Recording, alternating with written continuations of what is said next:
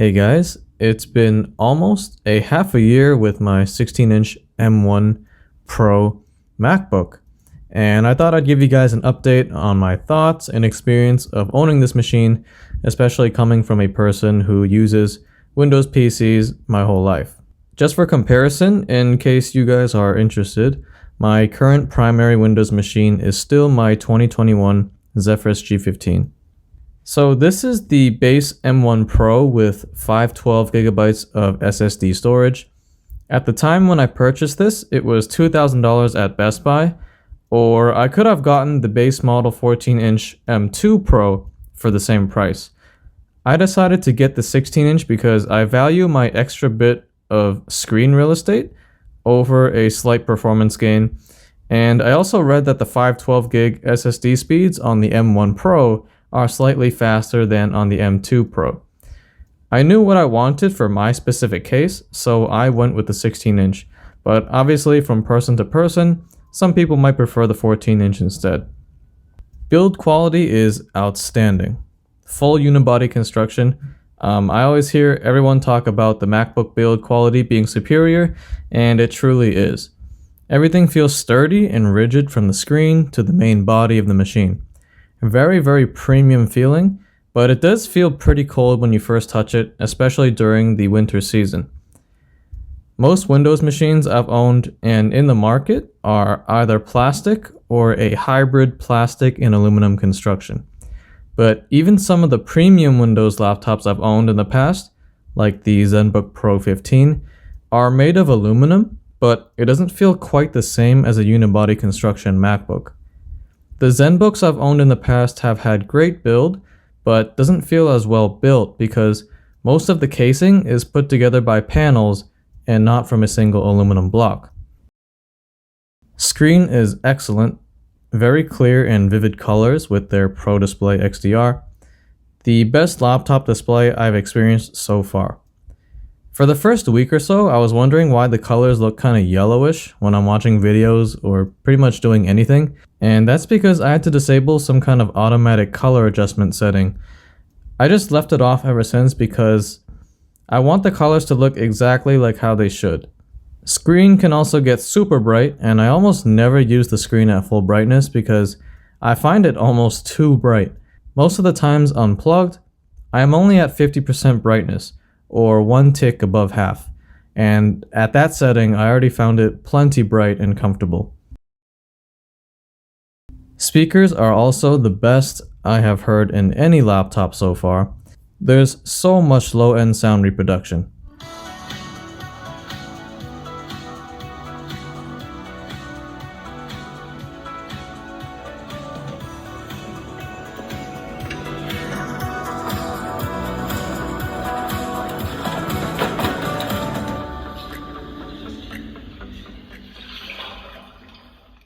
I also never really mentioned this previously, but the internal DAC in here is also incredible. I've known that these Pro machines could drive high impedance headphones and that they also support high-res audio, but for some reason I never tried it until recently, and plugging my FiiO FA9s directly into the MacBook sounds amazing. Compared to the ES100, I instantly notice a wider soundstage, better instrument separation, and things in general sound less fatiguing to me. I found myself re-listening to all my songs in my library when plugged into the MacBook because it just sounds so good and I hear things that I haven't picked up on before. Not to say that with the ES100 it didn't bring out all those details in the first place, but when I'm plugged into the MacBook, for some reason, I can pick those details apart easier, while on the ES100 it kind of all sounds more blended together. So moving on to the mouse and keyboard, they are also excellent. Keys have a short travel, but they are also snappy and require little pressure to activate.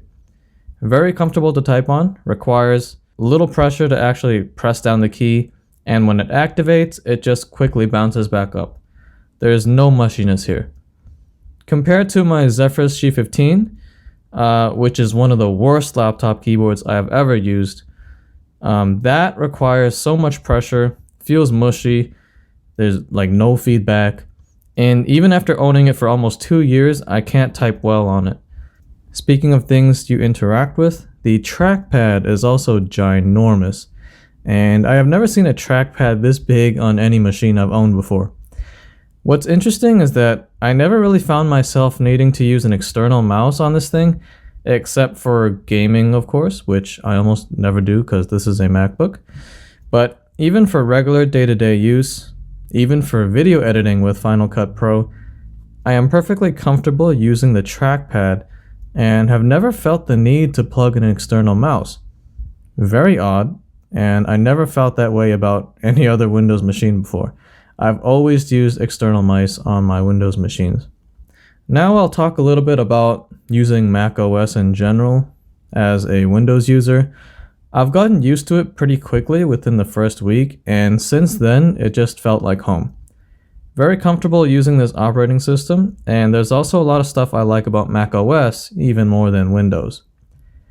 I still think that Windows definitely has more customizability, and I don't think that will ever change, especially since Apple has always been about simplicity. Things like disabling mouse acceleration is a built-in standard setting in Windows, but not standard in Mac. I was trying to figure out for a while how to disable the mouse acceleration on the MacBook, and it turns out I can't disable it without either typing in a command or without downloading a third-party app, which is obviously not ideal. Now, I never really felt the mouse acceleration was a problem when using the trackpad, but when plugging in an external mouse, I definitely want that gone.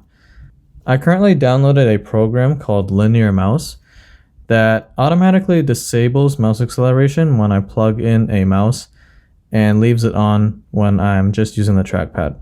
So, yeah, everything is well now, but still the fact that it's not a built-in setting that you can change on Mac OS is kind of a bummer. Now, I primarily use this laptop for day-to-day things, web browsing, emails, typing, and video editing. Now, to this day, I have still never heard the fans come on. Like, never, not even once. It doesn't matter whether I'm video editing, playing games, unplugged or unplugged. I just never heard the fans come on, and the laptop has only ever gotten slightly warm to the touch. The Apple Silicon MacBooks are so energy and heat efficient, it's almost kind of unbelievable to me. Especially since using my Zephyrus G15, the fans come on at an audible level, even when web browsing or watching videos on YouTube. And don't even talk about the fan noise when playing video games. Battery life is also insane, and I can easily last like days of use even on a single charge, or even a whole week if I'm only using it like a few hours a day. I can also say that this laptop has never froze up or crashed on me since I got it. I would also like to mention that for my use in video editing with Final Cut Pro, I have never felt like this machine lacked power. I still don't think I'm pushing this machine anywhere near its limit since it barely gets warm to the touch and the fans never come on. For the average person like myself, this machine is plenty fast. M1 Pro is still more than fast enough for me, and it's really a joy to use. There's a reason why a lot of people who have M1 Macs still don't see the need to upgrade to M2, and that's because M2 was only a slight performance improvement, and the M1s are already fast enough for what most people do. So yeah, because everything just works, and it's so efficient yet powerful, this is definitely the best laptop I've ever purchased. It's just so easy and comfortable to use. I never have to worry about crashing, heat issues, fan noise issues, battery issues, nothing. The whole experience is very smooth. Still, the primary reason I will always keep a Windows machine around is because of games. I still can't do things like play VR or just play my games in general on a MacBook, obviously. I would say to anyone that just wants the best experience with a laptop and they are impartial to an operating system, I would definitely recommend them get an Apple Silicon MacBook. My brother, who has also used Windows machines his whole life, he has a gaming desktop and is looking for a laptop for day-to-day use and traveling and stuff. And he is also thinking about getting a MacBook after seeing how great my machine is. So yeah, I thought I'd give you guys a quick update and my experience with my 16-inch MacBook Pro for almost half a year now. It's the best laptop I've ever bought and owned. I just wish it could play games in the future. And to me, if Macs could game, it would be the perfect machine.